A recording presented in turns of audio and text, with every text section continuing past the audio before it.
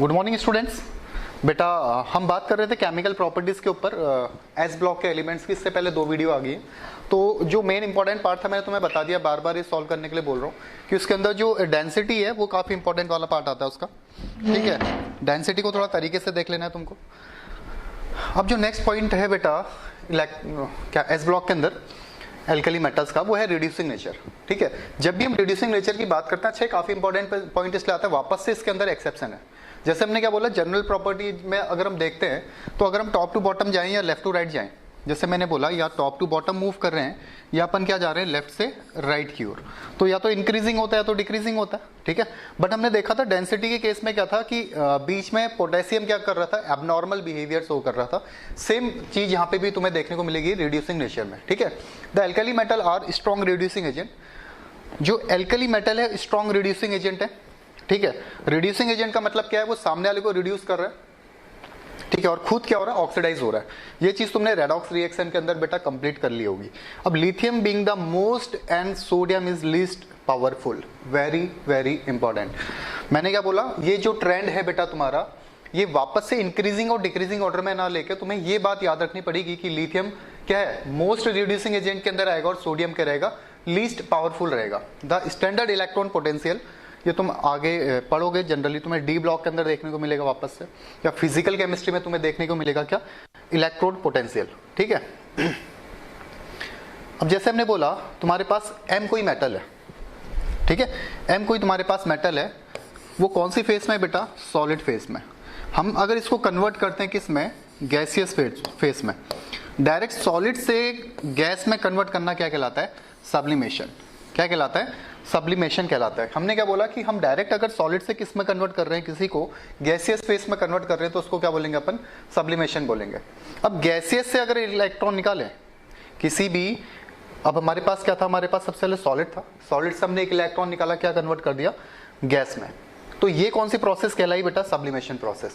अब किसी भी आइसोलेटेड गैसियस एटम से जब हम एक इलेक्ट्रॉन को रिमूव करते हैं, तो उस टाइम पे जो minimum amount of energy required होती है, वो क्या कहलाती है बेटा, आयनाइजेशन एनर्जी। क्या कहलाती है, आयनाइजेशन एनर्जी या आयनाइजेशन एंथैल्पी। यही चीज थी, ये हमने पढ़ा है पीरियोडिक टेबल के अंदर कि सॉलिड से हमने गैस में कन्वर्ट करा।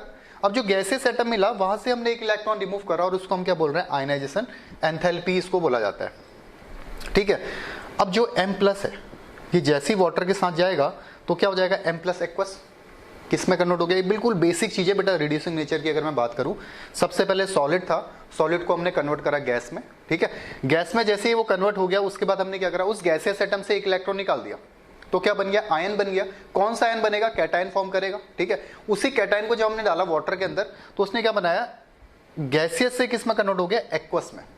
और इसको अपन क्या बोलते हैं, हाइड्रेशन एंथैल्पी। मतलब कोई भी आयनिक कंपाउंड जैसे ही वाटर के अंदर जाएगा, तो वाटर के आयन उसको इंटरेक्ट करेंगे और इस टाइम पे जो भी एनर्जी रिलीज करेंगे, अपन उसको क्या बोलते हैं, हाइड्रेशन एंथैल्पी बोला जाता है। ठीक है, अब ये सेम चीजें तुम्हें वापस से लिखी है, यहाँ पे दिख रही होगी। Lithium show most reducing character among alkali metal because of its small size and highest hydration enthalpy. Lithium का साइज छोटा है, जैसे ही पानी के अंदर जाएगा, इससे पहले क्लासेस में मैंने तुम्हें बताया था, जैसे ही वाटर में जाएगा तो मल्टीपल लेयर को अट्रैक्ट करेगा, वाटर की मल्टीपल लेयर से घिर जाएगा, और जितने बार इंटरेक्ट करेगा वाटर के साथ या वाटर के कैटायन और एनायन के साथ, उतनी ही ज्यादा एनर्जी रिलीज करेगा, और उसको अपन क्या बोल रहे हैं, हाइड्रेशन एंथैल्पी। या जिस भी आयन का साइज छोटा होता है, उसकी हाइड्रेशन एंथैल्पी उतनी ज्यादा होती है। लिथियम का साइज छोटा है, ठीक है, इसलिए इसकी क्या होगी बेटा, हाइड्रेशन एंथैल्पी यहाँ पे ज्यादा होने वाली है। Greater the hydration enthalpy greater the electrode potential, hence greater the reducing power. जिसकी अच्छा, तुमने एक इलेक्ट्रोकेमिकल सीरीज तुम्हारे पास आएगी अभी, जैसे फिजिकल केमिस्ट्री के अंदर तुम पढ़ोगे, एक आती तुम्हें इलेक्ट्रोकेमिकल सीरीज। ठीक है, वहां पे तुम्हें ये सेम चीज दिखेगी, इलेक्ट्रोड पोटेंशियल। हम क्या बोल रहे हैं, हाइड्रेशन एंथैल्पी जिसकी ज्यादा है, उसकी इलेक्ट्रोड पोटेंशियल वैल्यू ज्यादा होगी, और अगर ये वैल्यू ज्यादा है तो रिड्यूसिंग पावर वो क्या होगा, ज्यादा होगी। उसके पास रिड्यूसिंग पावर उसमें क्या होने वाली है, ज्यादा होने वाली है। The reducing nature of order of alkali metal, पहले ये थोड़ा अंडरलाइन कर लेना बेटा इसको, ग्रेटर द हाइड्रेशन एंथैल्पी। ठीक है, मतलब ये क्या बोल रहा है, जो हाइड्रेशन एनर्जी है वो डायरेक्टली प्रोपोर्शनल किसके है, इलेक्ट्रोड पोटेंशियल के। नेगेटिव में, पॉजिटिव में भी होता है, हम किसकी बात कर रहे हैं, नेगेटिव में। ठीक है, और ये क्या होगा, डायरेक्टली प्रोपोर्शनल किसके बेटा, रिड्यूसिंग नेचर के, किसके, रिड्यूसिंग नेचर। अब तुम्हारे पास क्वेश्चंस कैसे बनेंगे यहाँ से किस टाइप के क्वेश्चंस तुमसे पूछे जा सकते हैं। तुम्हें डायरेक्ट इसकी वैल्यूज दी रही होंगी, तुम्हें क्या हुआ, इलेक्ट्रोड पोटेंशियल की डायरेक्ट क्या होंगी, कोई ना कोई वैल्यूज गिवन होंगी। तो जिसकी जितनी ज्यादा वैल्यू होगी इसका मतलब वो रिड्यूसिंग पावर उसके पास उतनी ज्यादा होगी, वो उतना अच्छा रिड्यूसिंग एजेंट होने वाला है। इलेक्ट्रोकेमिकल सीरीज में इसको फर्दर डिस्कस करेंगे अभी हम। बट अभी अगर केवल ब्लॉक केमिस्ट्री के अकॉर्डिंग मैं तुम्हें बताऊं तो तुम्हें डायरेक्ट वैल्यूज दी रही होंगी, ठीक है। उन वैल्यूज के अकॉर्डिंग तुमने डायरेक्ट बताना है, जिसकी वैल्यू ज्यादा वो उतना अच्छा रिड्यूसिंग पावर के साथ वहां पे बैठा होगा, ठीक है। अब जो रिड्यूसिंग नेचर है इनका अगर ऑर्डर देख ले अपन, ये ऑर्डर तुम्हें मिलेगा बेटा, लिथियम का सबसे ज्यादा है, ठीक है, और सोडियम का क्या है यहाँ पे सबसे कम। एक्सेप्शन वाला केस यहाँ पे तुम्हें वापस से देखने को मिलता है, तो इसको थोड़ा सा अंडरलाइन कर लेना, ठीक है।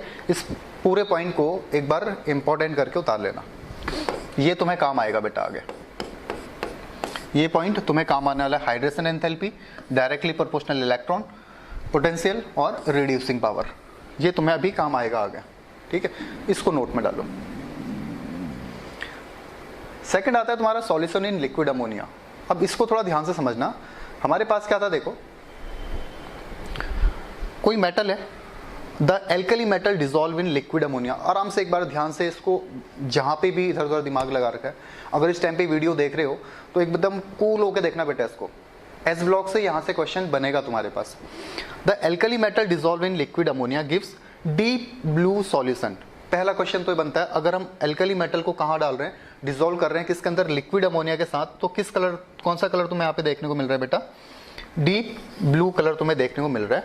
Which are conducting in nature, जो क्या होता है इलेक्ट्रिक, जितने भी कंडक्टर्स हैं, इलेक्ट्रिकल कंडक्टर्स की बात करें, थर्मल कंडक्टिविटी की बात करें, ये जो सॉल्यूशन तैयार होगा ये क्या होगा, गुड कंडक्टर होगा।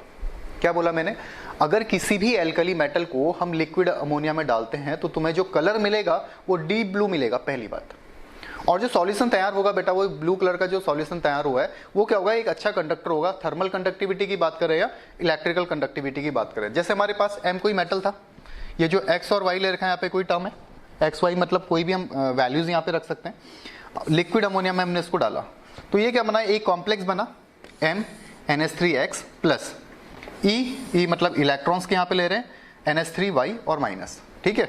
अब इनको बोलते हैं अमोनिएटेड इलेक्ट्रॉन। क्या बोला जाता है इसको, अमोनिएटेड इलेक्ट्रॉन। ये जो यहाँ पे लिखा गया है इसको बोला जाता है अमोनिएटेड इलेक्ट्रॉन। पूरी बात फिर से ध्यान से समझना, किसी भी एल्कली मेटल को जब हम डिसॉल्व कर रहे हैं लिक्विड अमोनिया में तो कलर मिलता है डीप ब्लू, पहली बात। और ये जो सॉल्यूशन तैयार हुआ है डीप ब्लू कलर का, ये होता है गुड कंडक्टर। हमने कोई मेटल पकड़ा NH3 लिक्विड अमोनिया में डाला तो तुम्हें अमोनिएटेड आयन मिलेंगे, ठीक है। क्या मिलेंगे, अमोनिएटेड आयन। अमोनिएटेड आयन मतलब क्या है, ये भी तुम्हारा कैटायन है और ये एनायन है, और दोनों में ही क्या मिला है तुम्हें, अमोनिया यहाँ पे प्रेजेंट है। और अगर आयन प्रेजेंट है इस सॉल्यूशन के अंदर, अगर ये आयन प्रेजेंट है इसका मतलब क्या है, गुड कंडक्टर है। क्यों, क्योंकि कंडक्टिविटी कौन फ्लो करता है बेटा, आयंस फ्लो करते हैं। तो इनको क्या बोलते हैं अपन, अमोनिएटेड आयन, ठीक है। The deep blue of the solution is due to the ammoniated electron which absorb energy in the visible region of light and thus impart blue colour of the solution.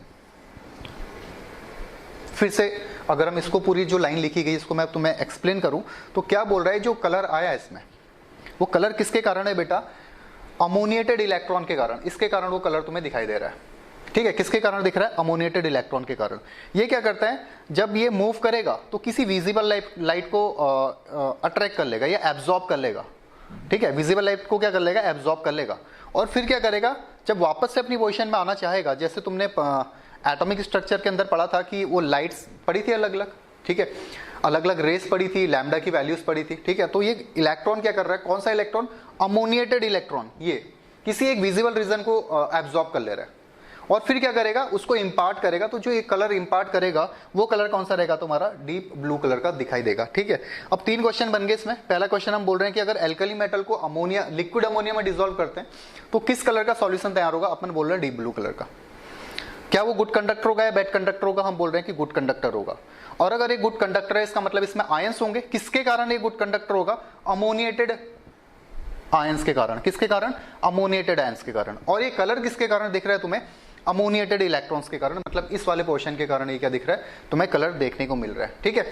ये क्या कर रहा है, energy को absorb कर रहा है और विजिबल रीजन के एनर्जी को एब्जॉर्ब कर रहा है, फिर क्या करेगा, उसको इंपार्ट करेगा, तो तुम्हें यहाँ पे डीप ब्लू कलर का सॉल्यूशन देखने को मिलेगा। ठीक है, तो सॉल्यूशन और पैरामैग्नेटिक, जितने भी पॉइंट इसमें पढ़े हैं बेटा अभी तक, ये सब के सब बहुत ज़्यादा इंपॉर्टेंट है। ठीक है, वीडियो को यहाँ पे पॉज कर लो, पहले लिख लो इसको। एल्कली मेटल को अगर डिसॉल्व कर रहे हैं लिक्विड अमोनिया में, डीप ब्लू कलर मिल रहा है, और इसका जो नेचर है वो क्या है, कंडक्टिंग नेचर है, मतलब गुड कंडक्टर है। ये तुम्हारा रिएक्शंस दिखाई गई अमोनिया के साथ, ये क्या बन रहा है, अमोनिएटेड आयन। अमोनिएटेड आयन मतलब क्या है, ये तुम्हारे कैटायन है, ये एनायन है, और ये क्या है तुम्हारा अमोनिएटेड इलेक्ट्रॉन। इस इलेक्ट्रॉन्स के कारण क्या दिखेगा, इसमें कलर देखने को मिलेगा, क्योंकि ये क्या करेगा, विजिबल लाइट को एब्जॉर्ब करेगा और फिर इंपार्ट करेगा कलर, कौन सा, ब्लू कलर। तो यहाँ पे हम जो बोल रहे हैं कलर किसके कारण दिख रहा है, अमोनिएटेड इलेक्ट्रॉन। जब इस लाइन को लिखोगे तो इसको हाईलाइट कर लेना, चाहे जेई में हो चाहे नीट में हो, काफी इंपॉर्टेंट पॉइंट है। The solution are paramagnetic in nature. ठीक है, standing slowly liberate hydrogen gas. ठीक है, resulting in the formation of amide. ये क्या कर रहा है, जब रिएक्ट कर रहा है, ये तुम्हारे पास क्या दिया है, पहली चीज तो यहाँ पे ध्यान से देखना एक बार वापस से। तो सॉल्यूशन और पैरामैग्नेटिक, ये क्या होगा, जो भी डीप ब्लू कलर का सॉल्यूशन तुम्हारा तैयार हुआ है वो क्या है, पैरामैग्नेटिक है। पैरामैग्नेटिक क्यों, क्योंकि इसमें अनपेयर्ड इलेक्ट्रॉन प्रेजेंट होगा। और कौन सा अनपेयर्ड इलेक्ट्रॉन की बात कर रहा हूं मैं, अमोनिएटेड इलेक्ट्रॉन की बात कर रहा हूं। और वो अनपेयर्ड है, अकेला, इसीलिए तो इतना मूवमेंट कर रहा है और इसीलिए विजिबल लाइट को अट्रैक्ट कर रहा है। ठीक है, तो हम क्या बोल रहे हैं, पैरामैग्नेटिक इन नेचर है and standing slowly liberate hydrogen gas resulting in the formation of amide. जब ये अमाइड फॉर्म करता है, ठीक है, ये क्या करा, देखो ए मतलब क्या है, डोनेट सॉल्यूशन अमोनिया। ठीक है, ए मतलब क्या है, donates solution ammonia. The concentrated solution the blue colour change, ये सेम चीज है, इसमें सेम चीज तुम्हें बताई गई है।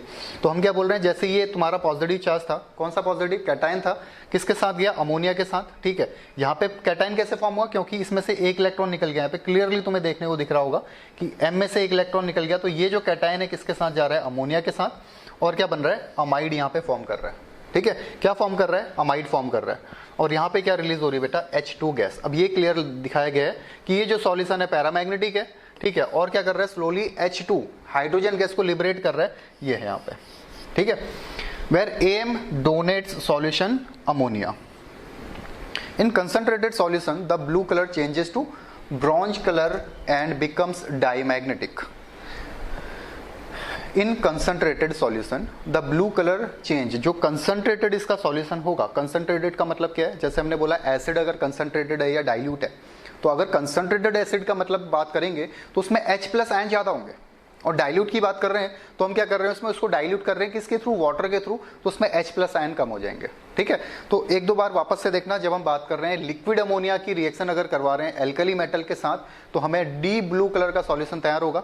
और अगर इसी सॉल्यूशन की बात करें कंसंट्रेटेड सॉल्यूशन में, ये कलर डीप ब्लू से कहां पे कन्वर्ट हो जाएगा, ब्रॉन्ज कलर में या ब्राउन कलर में। क्लियर है बात, एक बात। दूसरी बात अपन क्या कह रहे हैं, गुड कंडक्टर है। गुड कंडक्टर होने का रीजन क्या है, क्योंकि इसमें फ्री आयंस है, कौन से, अमोनिएटेड आयन है। कौन सा आयन है, ammoniated ion.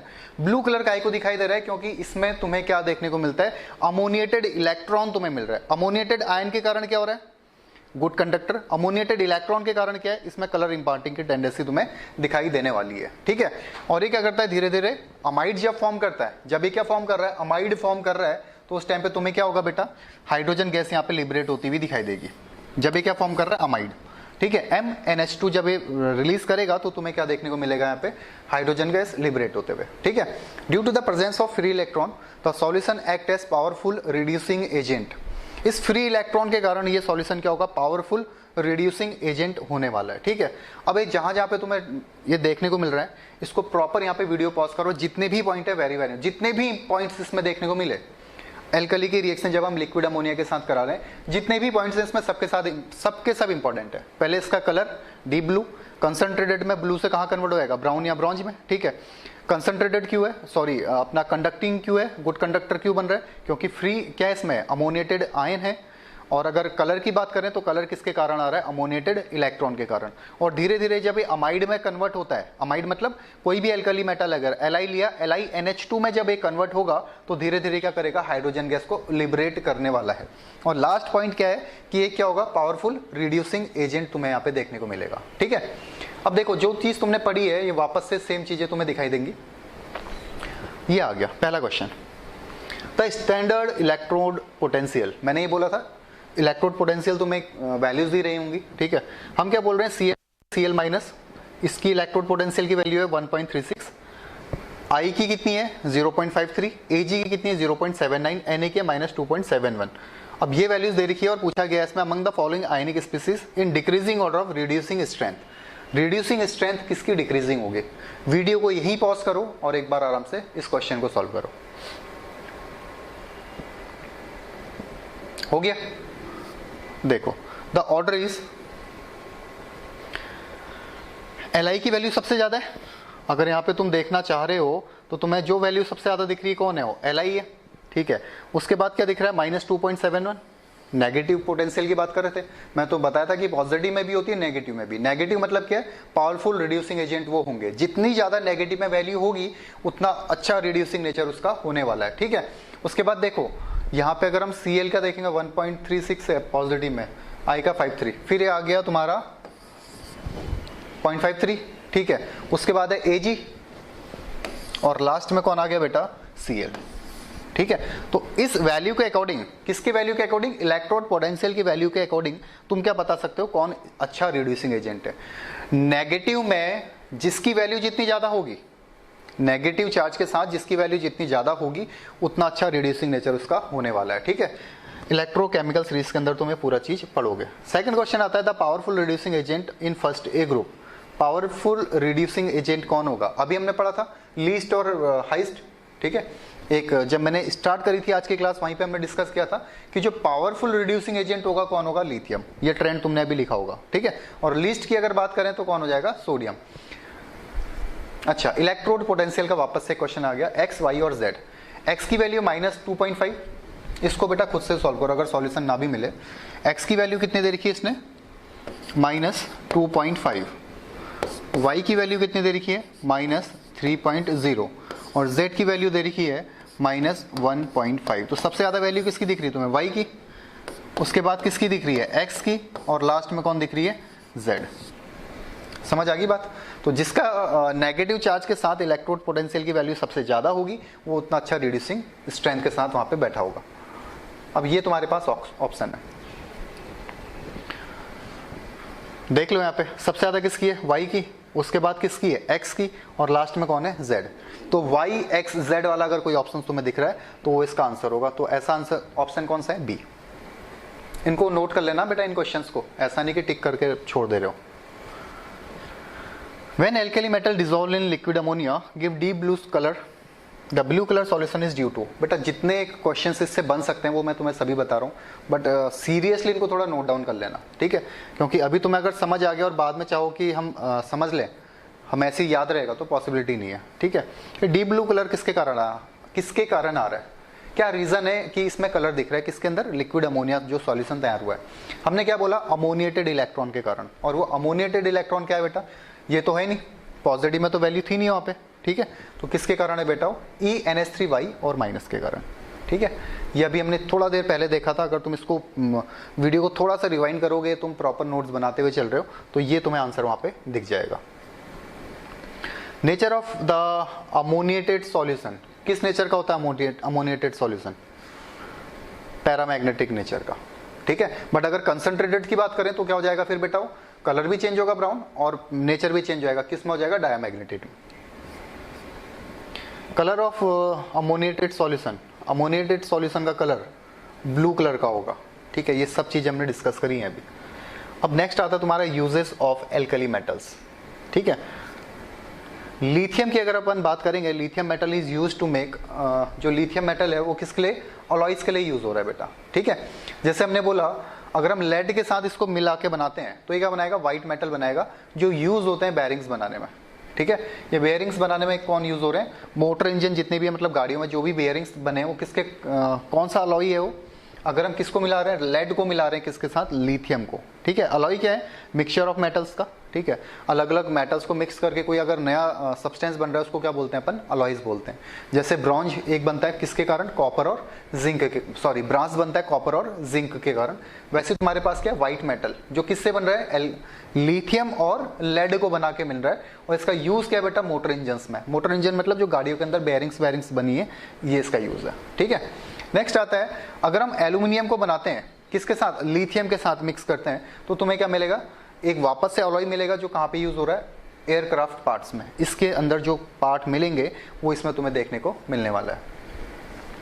With magnesium to make armour plates, ठीक है। आर्मर प्लेट्स मतलब जैसे पबजी अगर खेल रहे हो, तुमने क्लैश ऑफ क्लैंस खेला होगा, उसमें देखते हैं वो सैनिक वैनिक बन के आते हैं, वो जो जिसके बने हुए हैं वो किसके हैं, अगर हम लिथियम को मिक्स कर रहे हैं मैग्नीशियम के साथ, ठीक है। ये इस तरीके का कुछ देखा होगा तुमने क्लैश ऑफ क्लैंस में या जो भी गेम खेलते हो तुम लोग, ठीक है। ये क्या है, तुम्हारे आर्मर प्लेट्स बन रही हैं। एक क्या है, अलॉय। तो हम क्या बोल रहे हैं, अगर लेड को मिक्स कर रहे हैं तो क्या बन रहे हैं उससे, वाइट, ठीक है। वाइट मेटल बन रहा है जो किसके लिए, गाड़ियों की बेयरिंग में यूज हो रहा है, ठीक है। अगर लिथियम को एल्यूमिनियम के साथ मिक्स करके अलॉय बना रहे हैं तो किस में यूज कर रहे हैं, एयरक्राफ्ट पार्ट्स में। और अगर हम मिक्स कर रहे हैं मैग्नीशियम को तो यूज हो रहे हैं आर्मर्स में या थर्मोन्यूक्लियर रिएक्शंस के अंदर। Lithium is also used as electrochemical cells. Electrochemical series जो हमने बात करी थी फिजिकल केमिस्ट्री में, ये आएंगे तुम्हारे इलेक्ट्रोकेमिकल सेल्स, ठीक है। अलग अलग हम एनोड बना रहे हैं, कैथोड बना रहे हैं, वहाँ पे इसको हम यूज़ करते हैं, ठीक है। ये क्या करता है, एनर्जी को चेंज कर रहा है, फिजिकल को केमिकल चेंज, इस तरीके से हम इसको चेंज करते हैं इलेक्ट्रोकेमिकल सेल्स में। जैसे ये है बेटा कंडक्टिंग इलेक्ट्रोड, ये उतना ज़्यादा समझ आएगा नहीं, बट ये लाइन अभी समझ लो। जैसे ही फिजिकल स्टार्ट होगी यहाँ पे आ जाएगा इलेक्ट्रोकेमिकल के अंदर, ये तुम पढ़ लोगे, ठीक है। नेक्स्ट है lithium carbonate is sometime used as treatment. इसको मत ले लेना, मैं तुमसे खाली मजाक में बोलता हूँ, पागल हो, एक्चुअल में नहीं हो, ठीक है। क्या बोल रहे हैं, lithium carbonate is sometime used to treat mental illness. जो डिप्रेशन में रहते हैं या जो हल्का सा मेंटल इलनेस है, उसमें हम क्या यूज कर रहे हैं, तुम्हारा लिथियम कार्बोनेट को। किसको यूज कर रहे हैं, लिथियम कार्बोनेट। अब फॉर्मूला कैसे बनाओगे, दिमाग ज्यादा मत लगाना है इसमें। CO3 ये 2 है, ये 1 है, क्रॉस कर दो, क्या बन जाएगा, Li2CO3, ठीक है। ये किसके लिए यूज हो रहा है, डिप्रेशन की जो दवाइयां बनती है तुम्हारी, जो मेडिसिन बन रही है उसमें यूज हो रहा है, ठीक है। नीट के बेसिस के अकॉर्डिंग बहुत ज्यादा इंपॉर्टेंट है। Lithium hydroxide is used submarines and spacecraft to absorb carbon dioxide to air. Lithium जो हाइड्रोक्साइड है, LiOH, ठीक है। LiOH जो है वो किस में यूज हो रहा है, सबमरीन्स में यूज हो रहा है, ठीक है। सबमरीन्स तुमने देखी होंगी जो डिफेंस के पास होती है, नेवी के पास है, जो अंदर चलाती है पानी के अंदर, ठीक है, वो सबमरीन्स है। या स्पेस क्राफ्ट में यूज हो रही है, जो क्या करता है, कार्बन डाइऑक्साइड को एब्जॉर्ब करने का काम यहाँ पे करने वाला है, ठीक है। उसके बाद जो सोडियम का यूज है, स्ट्रीट लाइट में यूज होता है। जो पुराने बल्ब आते थे फिलामेंट वाले, ठीक है, उसमें तुम्हें देखने को मिलता था, उसका जो कलर होता था इस कलर का कुछ दिखाई देता था। तो हम क्या बोल रहे हैं, येलो ग्लो जो मिल रहा है वो किसके कारण मिल रहा है, सोडियम वेपर्स के कारण, ठीक है। नीट के अकॉर्डिंग काफी इंपॉर्टेंट पार्ट है बेटा, इसको थोड़ा ध्यान से देखना। It is used as a coolant in nuclear reactant, ठीक है। और ये क्या होता है, एक गुड कंडक्टर होता है और इसका मेल्टिंग पॉइंट जो होता है काफी कम होता है। हम क्या कर रहे हैं, कूलेंट का काम करवा रहे हैं। जैसे तुमने गाड़ियों में देखा होगा, गाड़ियों में भी इंजन ऑयल के साथ साथ कूलेंट भी डलता है। वो कूलेंट क्या कर रहा है, उस गाड़ी को ठंडा करने का काम कर रहा है, कूल करने का काम कर रहा है। ऐसी न्यूक्लियर रिएक्टेंट में भी क्या यूज करते हैं बेटा, अपन सोडियम को यूज करते हैं इसको कूल करने के लिए, ठीक है। नेक्स्ट है तुम्हारा sodium compound are in many household product. Sodium chloride है, ठीक है, जैसे हम जिसको टेबल सॉल्ट बोल रहे हैं, खाने का काम कर रहे हैं। सोडियम हाइड्रोजन कार्बोनेट, मतलब सोडियम हाइड्रोजन कार्बोनेट का मतलब क्या है बेटा, सोडियम बाइकार्बोनेट। हाइड्रोजन कार्बोनेट का मतलब क्या है, बाइकार्बोनेट है, जो बेकिंग सोडा में देखने को मिलता है। और तुम लोग तो शायद मुझे लग रहा है बहुत ज्यादा यूज करते होगे इसका, बेकिंग सोडा का, वो खमन अमन बनाने में, ठीक है। उसके बाद है सोडियम हाइड्रोक्साइड, ठीक है, इसको यूज कर रहे हैं ओवन क्लीनर के लिए यूज करते हैं इसको, सोडियम हाइड्रोक्साइड NaOH को। नेक्स्ट है sodium is used make alloy. Sodium और लेड का एक अलॉय बनता है जो किस में यूज होता है, PbETA4। इसको अभी ऑर्गेनिक केमिस्ट्री में तुम देखोगे ये चीजें, ये जो टर्म आ रहे हैं ये तुम्हें ऑर्गेनिक केमिस्ट्री में देखने को मिलेंगे, ठीक है। अब इतने ज्यादा तुम्हें ना भी देखो तो भी चलेगा। अब तुम्हारे पास है liquid sodium metal is used as coolant. यही बात कर रहे थे, जो सोडियम मेटल है किसका, लिक्विड सोडियम मेटल किस में यूज कर रहे हैं, एज अ कूलेंट यूज कर रहे हैं, ठीक है। यहाँ पे इसको कूल करने के लिए अपन क्या करते हैं, कूलेंट का यूज कर रहे हैं लिक्विड सोडियम को। नेक्स्ट आता है तुम्हारे पास पोटेशियम। अब ऐसे हर एलिमेंट की बेटा अपनी अपनी प्रोसेस दे रखी है, जितने भी एलिमेंट हैं सबकी अपनी कुछ कुछ प्रोसेस दे रखी है। फायरवर्क एंड एक्सप्लोसिव में यूज कर रहे हैं पोटेशियम नाइट्रेट या पोटेशियम क्लोराइड को, ये देखे होंगे तुमने, ठीक है। अभी जेई का गया था वो सेलिब्रेशन, उसी में नाच रहे थे, वही था ये सब है, ठीक है। किसको यूज कर रहे हैं अपन, पोटेशियम क्लोरेट और पोटेशियम नाइट्रेट को इसमें यूज किया जाता है, पोटेशियम का ये यूज है, ठीक है। उसके बाद आता है तुम्हारा नेक्स्ट फर्टिलाइजर में यूज कर रहे हैं पोटेशियम को, ठीक है। Potassium hydroxide is used manufacture of soft and liquid soaps. Potassium hydroxide में जो यूजेज है पोटेशियम हाइड्रोक्साइड के, वो किस में यूज हो रहे हैं बेटा? जो बॉडी वॉश तुम यूज कर रहे हो या जो सोप यूज करते हो उसमें भी इसको यूज किया जाता है। अब इस कलर के होते नहीं है, कुछ भी दिखा दिया यहाँ पे। It is also used an excellent absorbent और कार्बन डाइऑक्साइड और सल्फर डाइऑक्साइड, ठीक है। कार्बन डाइऑक्साइड, सल्फर डाइऑक्साइड, ये एब्जॉर्बेंट का काम कर रहे हैं। कैल्शियम, अब ऐसे बेटा हर किसी का दे रखा तुम्हें। पहला क्वेश्चन आता है which metal alloy is used to aircraft part. वो जो मैंने स्लाइड स्किप करी है उसको लिखने की जरूरत नहीं है, ठीक है। जो स्लाइड्स मैंने स्किप करी है उसको लिखने की जरूरत नहीं, केवल सोडियम और लिथियम का थोड़ा यूजेस देख लो, बाकी इतनी तुम्हें जरूरत नहीं है। अब क्या बोल रहे हैं, कौन सा मेटल अलॉय किसके लिए यूज हो रहा है? एयरक्राफ्ट पार्ट में। किसको यूज किया था अपन ने? एल्यूमिनियम को। लिथियम को एल्यूमिनियम के साथ मिक्स किया था और क्या बना रहे थे? उसके एयरक्राफ्ट पार्ट बना रहे थे। सेकंड आता है एंटी नॉकिंग एजेंट। ये पेट्रोल जब डालते थे ना अपन, तब यूज करते थे एंटी नॉकिंग एजेंट को। ये तुम ऑर्गेनिक का जो मैंने बताया था वहां पे पढ़ोगे, ये सेम चीज हुआ है, ठीक है। फर्टिलाइजर में क्या यूज कर रहे थे? पोटेशियम को यूज कर रहे थे, KCl फर्टिलाइजर के लिए, ठीक है। बॉडी सोप्स में क्या यूज कर रहे थे बेटा? वापस से इसको पोटेशियम यूज कर रहे थे। कूलेंट के लिए हम क्या यूज कर रहे थे? Sodium liquid. सोडियम लिक्विड को किस में यूज कर रहे थे?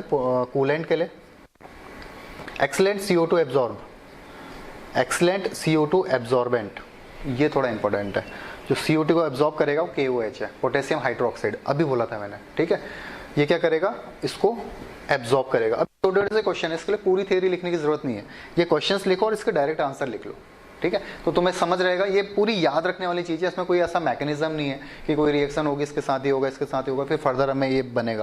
तुम्हें डायरेक्ट याद करना पड़ेगा बेटा कि अगर CO2 को एब्जॉर्ब करना है तो कौन सा चीज यूज करनी है? पोटेशियम हाइड्रोक्साइड अपन ने यूज करनी है, ठीक है। तो ये तो यूजेस थे इसके। तो अभी जो इंपॉर्टेंट पार्ट है, हमें ये पता होना चाहिए बेटा कि जो लिक्विड अमोनिया के साथ रिएक्ट कर रहे हैं एल्कली मेटल, वो काफी इंपॉर्टेंट पार्ट है। यूजेस जनरली पूछे नहीं जाते हैं, अगर तुम्हें आते हैं अपने नॉलेज के लिए बहुत अच्छा है कि सोडियम हम क्यों यूज़ कर रहे हैं, लिथियम क्यों यूज़ कर रहे हैं, अलॉय फॉर्म कर रहे हैं, घर में खाने नमक के लिए यूज़ कर रहे हैं, वो चीज़ सब सही है। या KOH को, पोटेशियम हाइड्रोक्साइड को एज अ एब्जॉर्बेंट हम यूज़ कर रहे हैं, ठीक है, वो सब चीज़ सही है। बट लिक्विड अमोनिया की जो हमने प्रोसेस पढ़ी थी काफ़ी इंपॉर्टेंट है, ठीक है। फिर general characteristics of alkali compounds. जो एल्कली कंपाउंड है उनकी जनरल कैरेक्टरिस्टिक्स क्या है? देखो क्या बोल रहे हैं अपन, all the common compounds of the alkali metal are generally ionic in nature. ये क्या है? जनरली आयनिक इन नेचर है। All the common compound of alkali metal ये जनरली क्या होते हैं? आयनिक नेचर के होते हैं।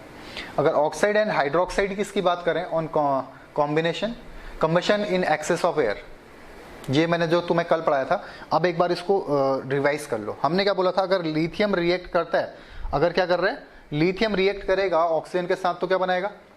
ऑक्साइड फॉर्म करेगा, ठीक है। ऑक्साइड, परऑक्साइड और सुपर ऑक्साइड, ऐसे याद करो, ऑक्साइड, परऑक्साइड और सुपर ऑक्साइड। तो लिथियम क्या फॉर्म करता है? ऑक्साइड। सोडियम क्या फॉर्म करेगा? परऑक्साइड। और लास्ट के जो एलिमेंट है, पोटेशियम की बात करें, रूबिडियम की बात करें, सीजियम की बात करें, ये क्या फॉर्म कर रहे हैं? Super oxide. Lithium oxide, sodium peroxide और नीचे के सुपर ऑक्साइड, ठीक है। अब इसमें देखो, ये थोड़ी सी तुम्हारे इंफॉर्मेशन के लिए कि अगर और डेप्थ में क्वेश्चन बनता है तो क्या होगा? लिथियम तो क्या फॉर्म कर रहा है? मेनली मोनोऑक्साइड फॉर्म कर रहा है। बट कभी कभी अगर जनरली पूछा गया तो तुम क्या बोलोगे? लिथियम ऑक्साइड फॉर्म कर रहा है, लिथियम ऑक्साइड बनेगा Li2O। बट कभी कभी किसी किसी केस में क्या बनता है? ये परऑक्साइड भी फॉर्म कर सकता है। सेकंड हम क्या बोल रहे हैं? हमने क्या बोला? Oxide, peroxide, super oxide. Lithium क्या क्या फॉर्म कर रहा है? मोनोऑक्साइड और परऑक्साइड। लेकिन 99% टाइम क्या फॉर्म करेगा? मोनोऑक्साइड। सोडियम क्या फॉर्म कर रहा है? परऑक्साइड। तो कभी कभी ये क्या फॉर्म कर देगा बेटा? परऑक्साइड के साथ क्या करेगा? सुपर ऑक्साइड फॉर्म करेगा, ठीक है। उसके लास्ट में क्या बोल रहे हैं? वाइल पोटेशियम, रूबिडियम एंड सीडियम फॉर्म सुपर ऑक्साइड। ये क्या करेंगे? केवल सुपर ऑक्साइड फॉर्म करेंगे। ये कल की क्लास में मैंने तुम्हें बताया था, ऐसा कुछ बताया था। O2 में इलेक्ट्रॉन ऐड कर रहे हैं, फिर क्या बन रहा है? O2 माइनस बन रहा है, ठीक है। O2 माइनस में तुम फर्दर इलेक्ट्रॉन ऐड करवाने जा रहे हो तो क्या बन रहा है? O2 2 माइनस बन रहा है। ये याद आ रहा है कुछ? ये सब चीज यही है कि कौन क्या फॉर्म करेगा। तो अगर नॉर्मल टर्म पे अपन बात करें, जनरल टर्म की, तो ये केवल लिथियम क्या करेगा? मोनोऑक्साइड बनाएगा, मतलब लिथियम ऑक्साइड फॉर्म करेगा। मोनोऑक्साइड मतलब लिथियम ऑक्साइड। सोडियम क्या करेगा? परऑक्साइड बनाएगा। और ये बाकी तीनों क्या बनाएंगे? Super oxide. बट अगर और डेप्थ में कभी क्वेश्चन आ गया कि सोडियम क्या ये बना सकता है? हाँ बना सकता है super oxide, but limited amount में वो होगा, ठीक है। जनरली अगर बात करेंगे तो केवल क्या बनाएगा? परऑक्साइड, ठीक है। तो लिथियम क्या बना रहा है तुम्हारा ऑक्साइड, सोडियम क्या बना रहा है पर ऑक्साइड, और पोटेशियम, रूबिडियम और सीजियम बनाएंगे सुपर ऑक्साइड। क्लियर है बात। उसके नेक्स्ट जो जनरल चीजें पड़ी थी, इलेक्ट्रॉनिक स्ट्रक्चर्स की अगर बात करें अपन, किसकी, ऑक्साइड की, परऑक्साइड और सुपर ऑक्साइड की। तो ऑक्साइड आयन तो ऐसा दिखेगा, हमने क्या बोला, ऑक्साइड आयन की अगर बात करें, ऑक्साइड हमने क्या बोला था, O2 2 माइनस, ठीक है। अब ये क्या था, O2 2 माइनस का मतलब क्या था, हमने इसको बना दिया ऐसे O और O, यहां भी नेगेटिव चार्ज, यहां भी नेगेटिव चार्ज, दो ऑक्सीजन में दो नेगेटिव चार्ज है, मतलब ये क्या बन रहा है तुम्हारा पर ऑक्साइड, ठीक है। हमने बनाया O और O, दोनों में -1/2 चार्ज दे दिया, -1/2 -1/2, इसका मतलब ये क्या बन रहा है बेटा, सुपर ऑक्साइड। अब एक बार पीछे देख लेना, वो कल का लेक्चर अगर लिख रखा है, कल का लेक्चर देखोगे तभी ये बात समझ आएगी, ठीक है। और लास्ट अपन क्या बोल रहे हैं, O और O, अगर इन दोनों में कौन सा चार्ज दे दें, -2 -2, इसका मतलब ये क्या बन रहा है बेटा तुम्हारा ऑक्साइड। ये वैसे मैंने तुम्हें कल बता दिया था, स्ट्रक्चर्स की बात नहीं करी थी अपन ने, बट वो भी देख लो। ये जनरल चीजें मैंने तुम्हें बता दी थी कि अगर हम बात करेंगे ऑक्साइड की तो ऑक्सीजन में -2 चार्ज होगा, अगर हम बात करेंगे परऑक्साइड की तो एक ऑक्सीजन में नेगेटिव चार्ज होगा, माइनस चार्ज होगा, और अगर हम बात करेंगे सुपर ऑक्साइड की तो एक ऑक्सीजन में -12 चार्ज वहां पे मिलने वाला है। ये दोनों चीज तुमने पढ़ी है, ये रेडॉक्स के अंदर पढ़ा था परऑक्साइड का, या हाइड्रोजन परऑक्साइड में हमने पढ़ा था, बट ये तुम्हारे लिए नया है सुपर ऑक्साइड की ऑक्सीजन -1/2 में भी एग्जिस्ट करता है, ठीक है। अब देखो इनके स्ट्रक्चर्स देख लेना, ये है तीनों स्ट्रक्चर बेटा, ये तुम्हारा ऑक्साइड, एक ऑक्सीजन में -2 चार्ज, ठीक है। ये तुम्हारा परऑक्साइड, दो ऑक्सीजन और दोनों में मिला के कितना चार्ज है, -2 चार्ज है। और ये तुम्हारा सुपर ऑक्साइड जिसमें क्या चार्ज है बेटा, -1/2 -1/2। अगर हम इंडिविजुअल बात करें तो इसमें कौन सा चार्ज होगा, -1 -1, ठीक है। इसमें क्या चार्ज है, -12 और -12, ठीक है। इसको नोट करो, वीडियो पॉज करो और यहां पे इसको एक बार नोट कर लो।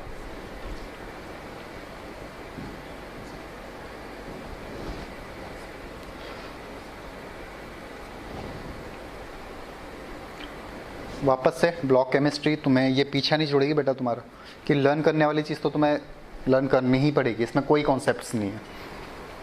The oxide and the peroxide are colourless, oxide और परऑक्साइड जो होंगे वो कलरलेस होंगे, कब, जब वो प्योर है, ठीक है। उसके बाद क्या बोल रहा है, but superoxide are yellow और ऑरेंज इन कलर। अभी हम बोल रहे हैं कि अगर प्योर है तो किस कलर में रहेगा तुम्हारा, कलरलेस रहेगा। अगर इम्प्योरिटी की बात करेंगे फर्दर जिसके साथ जा रहा है उस कलर को ले लेगा, ठीक है। बट अगर सुपर ऑक्साइड की बात करें तो क्या रहता है, येलो या ऑरेंज सा शेड इसमें देखने को मिलता है, येलो या ऑरेंज शेड इसमें देखने को मिलेगा। और superoxide are also paramagnetic in nature, ठीक है। ये क्या तुम्हारा ऑल्सो पैरामैग्नेटिक इन नेचर है। ये जितनी स्लाइड्स हैं बेटा आज की जो हम पढ़ रहे हैं क्लास, इसमें यूजेस को छोड़ के जो आगे हमने लिक्विड अमोनिया के साथ बात करी थी या जो अभी हम बात कर रहे हैं, ठीक है, ये पूरी चीज़ लिखनी है। अगर तुम यूजेस ना भी लिखो तो भी चलेगा, बट जो हमने रिएक्शंस की बात करी है, जो मैंने आज वापस से तुम्हें सेम चीज़ पढ़ा रखी है, उसका रीज़न ये है कि काफ़ी इंपॉर्टेंट पार्ट आता है ऑक्साइड के साथ रिएक्ट, ठीक है। इनके स्ट्रक्चर्स की अगर हम बात करें, कलर्स की बात करें, इनके मैग्नेटिक नेचर की बात करें, ठीक है, काफ़ी इंपॉर्टेंट पार्ट बनता है। तो ये चीज़ है तुम्हारी, इसको प्रॉपर नोट करना है। General characteristic of compound of the alkali metal, oxide and hydroxide. The stability of superoxide peroxide increases as the size of metal increase.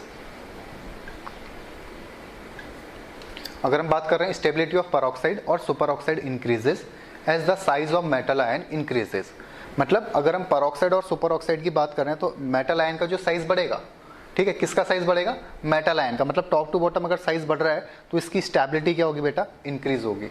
Is due to the stabilization of large anion by charging by large cation through lattice energy effect. Lattice energy का ये line सुनो, इसको छोड़ दो। ये हम क्या बोल रहे हैं, जैसे जैसे टॉप टू बॉटम जा रहे हो कैटायन का साइज बढ़ेगा, और अगर कैटायन का साइज इंक्रीज हो रहा है तो उससे क्या होगा बेटा, स्टेबिलिटी इंक्रीज कर रही है किसकी, परऑक्साइड और सुपर ऑक्साइड की, ठीक है। उसके बाद है नेक्स्ट तुम्हारा है, this oxide are easily hydrolysis by water to form the hydroxide according the following reaction. ये मैंने तुम्हें कल लिख के भी बताई थी कि अगर कोई रिएक्ट कर रहा है वाटर के साथ तो क्या फॉर्म करेगा बेटा, हाइड्रोक्साइड फॉर्म करेगा, ठीक है।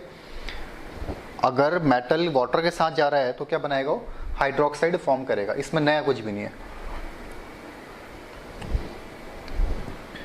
These hydroxide which are obtained by the reaction of the oxide which with water are called white crystalline solid. ये सब क्या रहेंगे? white crystalline solid रहेंगे. The hydroxide which are obtained by the reaction of the oxide with water, तो इसको क्या जो बनेंगे ये क्या होंगे? क्रिस्टलाइन सॉलिड तुम्हारे बनने वाले हैं. ठीक है, ये चीज़ें तुमने पढ़ी हैं. अगर ना भी पढ़ी हैं तो मैं वापस से बोल रहा हूँ कि हम जो जनरल कैरेक्टरिस्टिक्स की बात कर रहे हैं, एक तो लिक्विड अमोनिया की बात कर रहे हैं, ऑक्साइड्स की बात कर रहे हैं, तो मैं बस इसमें ये पता रहना चाहिए कि अगर मेटल जा रहा है किसके साथ, मेटल किसके साथ रिएक्ट करने जा रहा है, वो मेटल अगर जा रहा है वाटर के साथ तो फॉर्म करेगा हाइड्रोक्साइड. ठीक है, और ये क्या बोल रहा है, अगर रिएक्शन कर रहे हैं ऑक्साइड की किसके साथ, वाटर के साथ, तो क्रिस्टलाइन सॉलिड मिलेगा. अगर मेटल ऑक्साइड की रिएक्शन किसके साथ करा रहे हो, वाटर के साथ, मेटल ऑक्साइड की रिएक्शन वाटर के साथ करा रहे हो तो तुम्हें मिलेगा क्रिस्टलाइन सॉलिड. ठीक है, अब कुछ प्रॉब्लम्स है तुम्हारे पास. Why is KO2 is paramagnetic? KO2 paramagnetic क्यों है? ये बात करी थी कल अपन ने. अपने पास क्या है? KO2. अगर यहां से मैं K निकालता हूं तो क्या बन गया? प्लस निकल गया, तो क्या रहेगा? O2 minus. अब ये जो O2 माइनस है, इसी के कारण क्या होता है? ये पैरामैग्नेटिक इन नेचर होता है. क्लियर है बात? The super oxide O2 minus is paramagnetic because of the unpaired electron in pi anti bonding 2p molecular orbital. ठीक है, ये पढ़ा था bonding molecular orbital, anti bonding molecular orbital. किसके अंदर पढ़ा था बेटा हमने? MOT के अंदर. ठीक है, तुमने करना क्या है? O2 माइनस का MOT बनाना है, तो तुम्हें दिखेगा इसमें एक अनपेयर्ड इलेक्ट्रॉन प्रेजेंट है और उसके कारण ये क्या होता है? तुम्हारा पैरामैग्नेटिक इन नेचर होता है. ठीक है, इसको उतार लो बेटा, बोर्ड के अकॉर्डिंग भी इंपॉर्टेंट है, बोर्ड के लिए भी काफी इंपॉर्टेंट क्वेश्चन बनता है. सेकंड क्वेश्चन आता है the correct order of stability of the following super oxide. Super oxide में हमने क्या बोला था? जैसे जैसे कैटाइन का साइज बढ़ेगा, जो टर्म मैंने बोले थे उनको क्वेश्चंस में इसलिए डाला है क्योंकि तुम्हें समझ आए कि टाइप ऑफ क्वेश्चन कैसे बनेंगे. थ्योरी तो हमें समझ आ गई भाई. जैसे हमने पहला लिक्विड अमोनिया के साथ देखा तो कलर क्यों आ रहा है, कंडक्टर क्यों है, कंसंट्रेटेड में ब्लू से ब्रॉन्ज कलर बन रहा है. ठीक है, ये सब चीजें हमने पढ़ ली हैं. बट तुम्हें अब समझ आना चाहिए कि अगर हम बात कर रहे हैं किसके बारे में, इसके ऑक्साइड, परऑक्साइड और सुपर ऑक्साइड की, तो फिर इसमें किस टाइप के क्वेश्चन बनेंगे. तो परऑक्साइड और सुपर ऑक्साइड में क्या बोला था अपन ने कि जैसे जैसे कैटायन का साइज बढ़ेगा, मेटल आयन का साइज बढ़ेगा, उसकी स्टेबिलिटी बढ़ेगी. तो इसमें देखो, अगर हम टॉप टू बॉटम देखें इसको, सॉरी आंसर पहले ही दिख गया.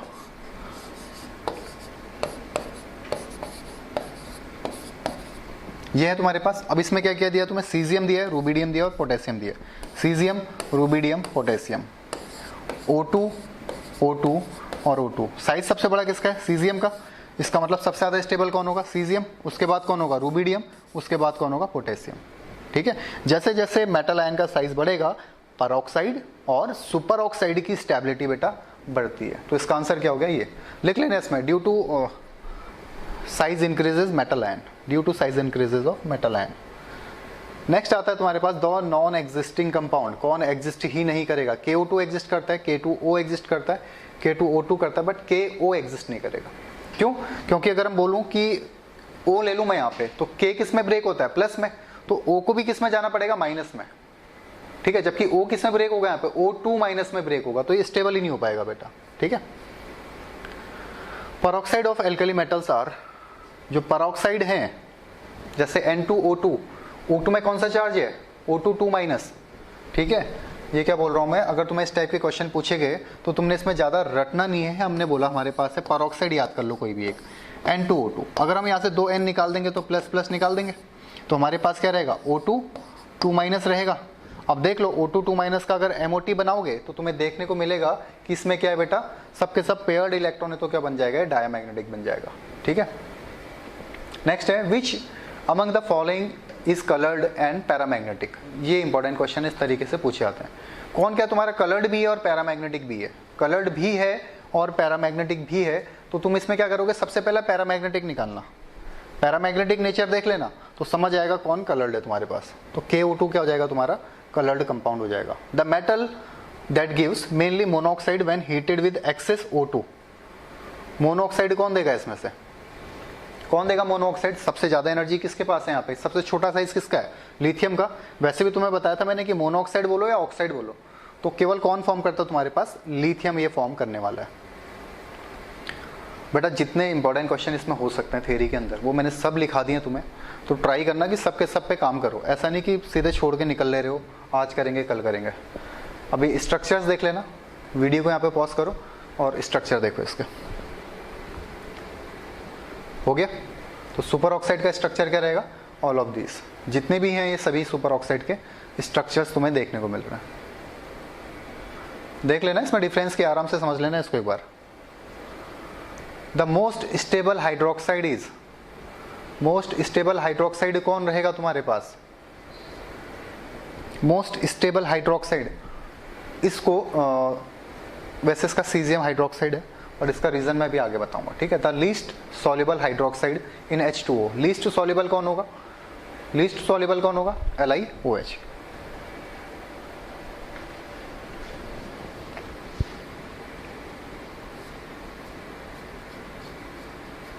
ये उतार लिया बेटा, the most stable hydroxide.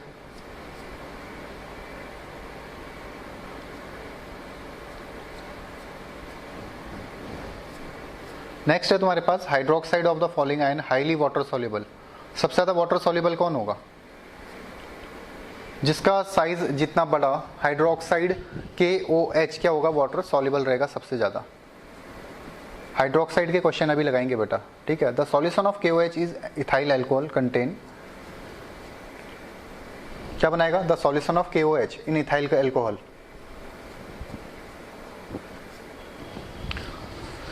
Halide of alkali metals, अगर एल्कली मेटल्स की हैलाइड की बात करें तो रिएक्ट करेगा फ्लोरीन क्लोरीन ब्रोमीन के साथ, और किस टाइप का हैलाइड बनाएगा?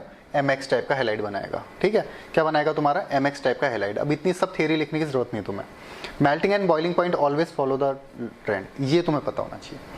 अगर हम इसकी बात करें तो फ्लोरीन क्लोरीन सबसे ज्यादा कौन है? मेल्टिंग पॉइंट किसका रहेगा? फ्लोराइड का, फिर क्लोराइड का, फिर ब्रोमाइड का, फिर आयोडाइड का। मतलब NaF, NaCl, NaBr और NaI, ठीक है। जितनी जरूरत है मैं उतना ही कर रहा हूँ, अदरवाइज तेजी से मैं स्लाइड आगे कर लूंगा, ठीक है। जितनी तुम्हें जरूरत है इतना पूरा लिखने की जरूरत नहीं, बट ये इंपॉर्टेंट है बेटा। अगर हम एल्कली मेटल्स के हैलाइड की बात कर रहे हैं तो तुम्हें ये पता होना चाहिए कि अगर हम इनके हैलाइड बना रहे हैं तो इसका मेल्टिंग और बॉइलिंग पॉइंट का जो ट्रेंड है वो ये है, ठीक है। तुम्हारा सबसे पहले फ्लोराइड आएगा। फ्लोराइड मतलब किसी एल्कली मेटल के साथ अगर फ्लोरीन ऐड है तो उसका मेल्टिंग पॉइंट सबसे ज्यादा होगा। क्यों? ऐसा क्यों? क्योंकि ये क्या कर रहा है? छोटा साइज है, बॉन्ड इफेक्ट बनेगा उससे, इफेक्टिव बॉन्ड बनेगा, टाइट बॉन्ड स्ट्रेंथ के साथ रहेगा। All these halides, salt analysis का पार्ट आ गया थोड़ा सा। All these halide are soluble in water where as LiF and CSI are low soluble. The low solubility of LiF in water is due to high lattice enthalpy. Lattice enthalpy का तुमने पढ़ा होगा बेटा। Lattice enthalpy का मतलब क्या था? ये लैटिस एनर्जी का मतलब क्या था? फॉर्मूला क्या था? Q1 Q2/R, ठीक है। अगर साइज बढ़ेगा तो लैटिस एनर्जी कम होगी, और अगर साइज छोटा है तो लैटिस एनर्जी बढ़ेगी। लैटिस एनर्जी का मतलब एक मोल आयनिक कंपाउंड को ब्रेक करने में जितनी एनर्जी तुम्हें देनी पड़ रही है। सपोज तुम्हारे पास ये है, सॉरी एक सेकंड,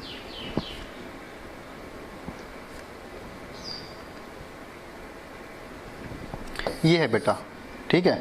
ये दो कंपाउंड है, एक पॉजिटिव है एक नेगेटिव है। एक मोल कंपाउंड को ब्रेक करने के लिए जितनी एनर्जी तुम्हें रिक्वायर्ड है उसको क्या बोलते हैं अपन?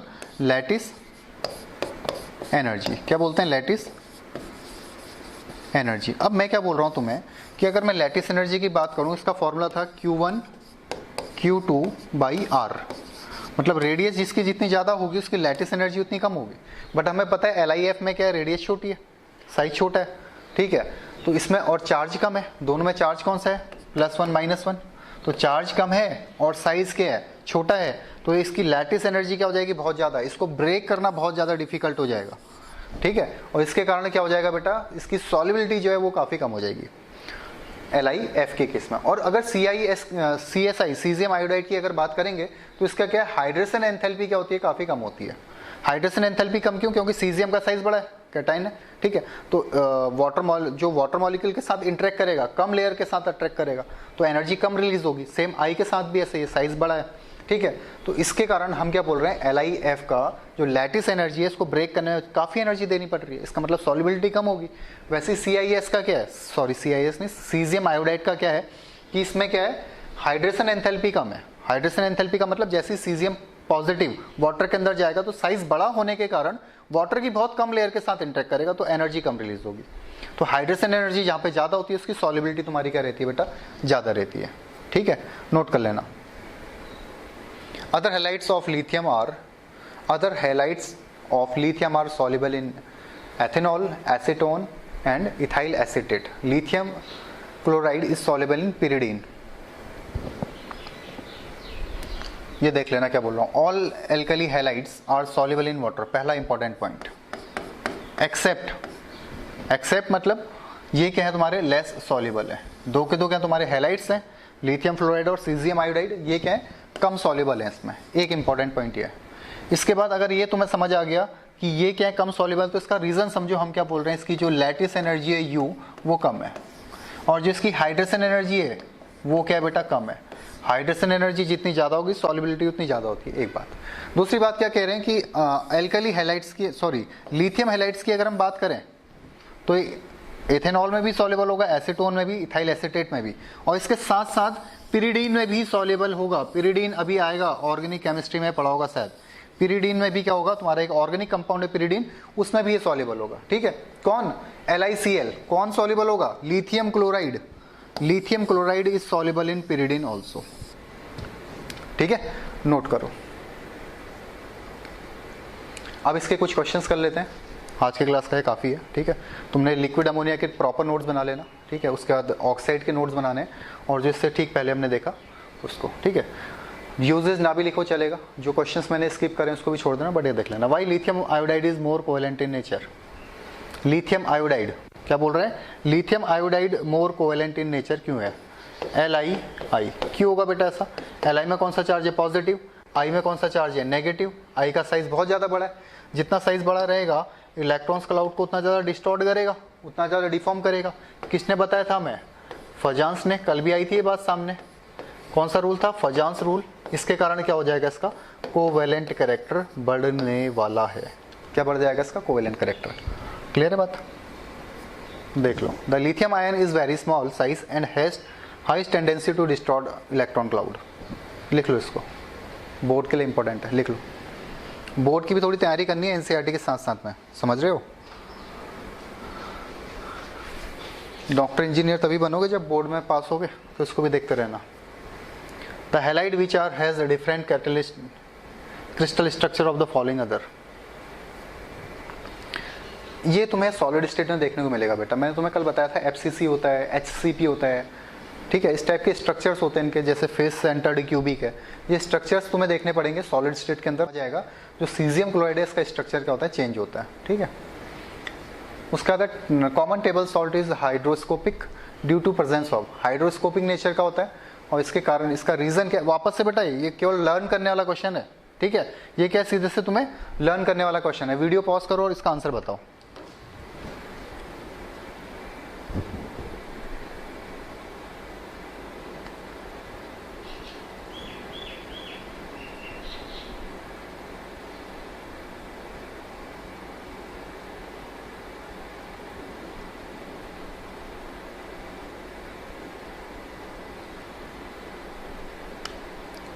हो गया सभी का,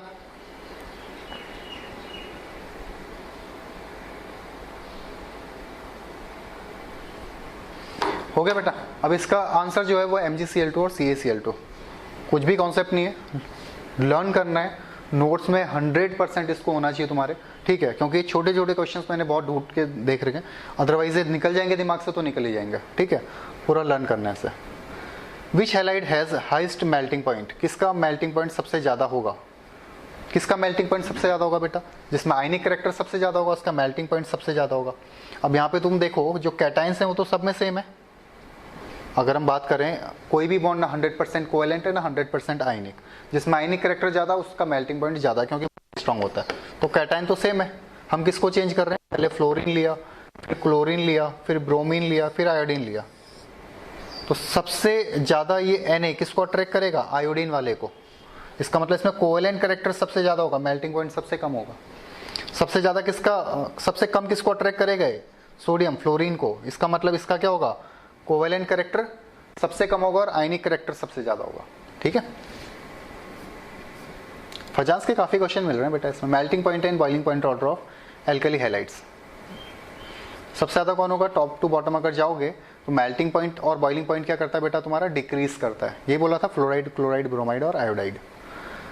लो solubility of LiF in water is due to, अब ये याद करने के लिए बोल रखा बेटा तुम्हें, इसलिए मैं तुम्हें वापस से क्वेश्चन में दे रहा हूँ कि LiF की वाटर सॉल्युबिलिटी कम है। क्यों? क्योंकि इसकी जो लैटिस एनर्जी है बहुत ज़्यादा होती है। अब इसमें लैटिस एनर्जी का जहाँ पे आंसर होगा वो हो जाएगा हाई लैटिस एंथैल्पी, ये इसका आंसर हो जाएगा। ठीक है, LiF की सॉल्युबिलिटी कम है, क्यों? क्योंकि इसकी क्या है, लैटिस एनर्जी बहुत ज़्यादा है। इसको नोट कर लो।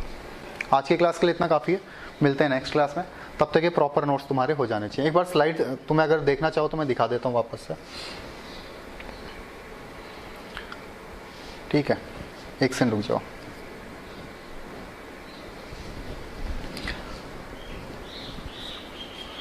आज की क्लास में जो तुमने बनाना है स्लाइड्स, वो क्या क्या करनी है, chemical property of alkali metal, पहले तो ये लिख लेना है। ठीक है, आराम से 2 मिनट देख लो अब लिखना क्या क्या है, पूरी वीडियो देख लिए तो, और कौन कौन से पार्ट स्किप करने हैं। ठीक है, ये हो जाएगा, ये तुम्हें समझ आ गया। ठीक है, कि हम किसकी बात कर रहे थे, रिड्यूसिंग एजेंट की बात कर रहे थे, किस टर्म पे, रिड्यूसिंग नेचर के टर्म पे, ये तुमने नोट करना है। फिर उसके बाद हमने बोला था कि हाइड्रेशन एंथैल्पी अगर ज़्यादा होगी और इलेक्ट्रोड पोटेंशियल की अगर टर्म पे बात कर रहे हैं तो हम क्या बोल रहे हैं कि इलेक्ट्रोड पोटेंशियल अगर ज़्यादा है तो हाइड्रेशन एंथैल्पी ज़्यादा है, और अगर हाइड्रेशन एंथैल्पी ज़्यादा है तो इसकी रिड्यूसिंग पावर ज़्यादा है। ठीक है, और ये ट्रेंड तुमने यहाँ पे नोट कर लेना है। क्लियर है? वीडियो को यहाँ पे पॉज करते रहना, हाथ मत करते रहना। इससे पहली जो वीडियो बताई थी वो पूरा देख लेना। ये तुम्हें होना चाहिए लिक्विड अमोनिया के साथ, जितने रीजंस हैं वो यहाँ पे दिए गए, देख लो।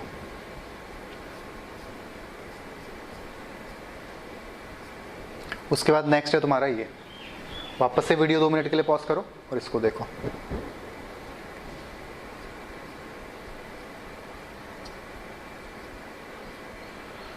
ये क्वेश्चन काफ़ी इंपॉर्टेंट है, इसको उतारना है। इसका रीज़न भी लिख लेना। इलेक्ट्रोड पोटेंशियल तुम्हें जहाँ ज़्यादा देखने को मिलेगा नेगेटिव के साथ। ठीक है, पावर रिड्यूसिंग एजेंट कौन रहेगा, लिथियम। ये तुम्हें वापस से XYZ की वैल्यू दे रखी है। ठीक है, जहाँ पे जितनी ज़्यादा नेगेटिव वैल्यू होगी इसका मतलब उतना अच्छा रिड्यूसिंग एजेंट होगा। एल्कली मेटल के डिजोल्व की बात करें, ठीक है, blue colour solution is due to, किसके कारण होगा, अमोनिएटेड इलेक्ट्रॉन के कारण। इसके ठीक आगे लिख लेना जहाँ पे टिक लगा है, ammoniated electron. Nature of ammoniated solution का क्या रहेगा, पैरामैग्नेटिक, बट अगर कंसंट्रेटेड रहेगा तो क्या हो जाएगा, कंसंट्रेटेड रहेगा तो क्या हो जाएगा उसका, डायमैग्नेटिक। और अगर अमोनिएटेड सॉल्यूशन की बात करें तो ये क्या रहेगा, ब्लू। कंसंट्रेटेड में क्या हो जाएगा, ब्रॉन्ज या ब्राउन। यूजेस वाला पार्ट अभी स्किप कर देना। अब ये चाहो तो तुम स्किप कर देना, इसमें ज़्यादा कुछ है नहीं। ठीक है, कि ये क्या क्या कर रहा है तुम्हारा, लेड के साथ मिलके वाइट मेटल बना रहा है। ठीक है, उसके बाद एल्यूमिनियम के साथ एयरक्राफ्ट पार्ट्स बना रहा है, मैग्नीशियम के साथ मिलके आर्मर प्लेट्स बना रहा है। ठीक है, उसके बाद ये पार्ट अगर चाहो तो स्किप कर सकते हो। ये थोड़ा इंपॉर्टेंट है मेडिकल स्टूडेंट्स के लिए कि अगर लिथियम कार्बोनेट की बात करेंगे तो मेंटल इलनेस या डिप्रेशन किसकी दवाई बनाई जाती है, किसकी, लिथियम कार्बोनेट की। लिथियम हाइड्रोक्साइड को सबमरीन में यूज़ कर रहे हैं, स्पेस क्राफ्ट में यूज़ कर रहे हैं। ये 2 पॉइंट लिख लेना लिथियम के डम पे। सोडियम में कुछ भी नहीं है, इसको मैं स्किप कर देता हूँ। ठीक है, सोडियम का तुम्हें थोड़ा बहुत पता ही है, ये पार्ट तुमने नहीं करना है। समझाने के लिए मैंने समझा दिया, बट इसको नहीं करना है, स्किप करते रहना इन पार्ट्स को।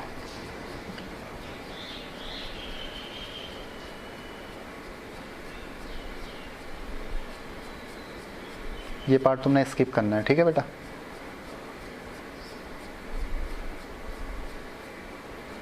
कूलेंट फास्ट, ये थोड़ा देख लेना। कूलेंट हम क्या कर रहे थे, लिक्विड अमोनिया के लिए। एक क्वेश्चन यहाँ पे उतार लेना, ये जो कूलेंट का यूज़ कर रहे हैं किसका है, सोडियम, लिक्विड सोडियम का, सॉरी लिक्विड अमोनिया नहीं, सोडियम का।